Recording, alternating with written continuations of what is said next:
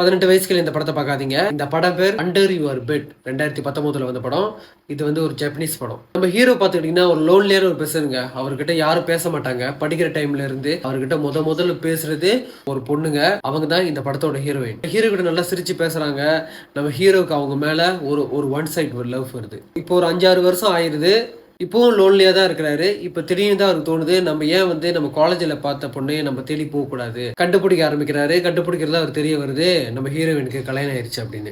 அவங்க இருக்கிற இடத்துக்கு அப்பயும் தேடி போறாரு. பார்த்தா கையில ஒரு கை குழந்தையும் புருஷனோட ஒரு வீட்டுல வாழ்ந்து வந்துகிட்டு இருக்காங்க. நம்ம ஹீரோ என்ன பண்றாரு, அந்த ஊர்லயே போயிட்டு ஒரு ஃபிஷ் ஷாப் ஓபன் பண்ணிட்டு ஏத்தாப்புல வீட்டுல இருந்துட்டு நம்ம ஹீரோயின் தினமும் அவங்கள வந்து பைனாகுலர் வழியா பாத்துக்கிட்டே இருக்கிறாரு. பார்க்கும்போது அவருக்கு ஒரு விஷயம் தெரிய வருது, நம்ம ஹீரோயின் வந்து சந்தோஷமா வாழ கிடையாது, அவங்க புருஷன் அவங்கள வந்து சொல்ல முடியாத அளவுக்கு அபியூஸ் பண்ணிக்கிட்டு இருக்கிறான்னு அவர் கண்ணால பார்க்க ஆரம்பிக்கிறாரு. நம்ம ஹீரோவினும் வந்து அந்த ஃபிஷ் ஷாப்புக்கு போறாங்க.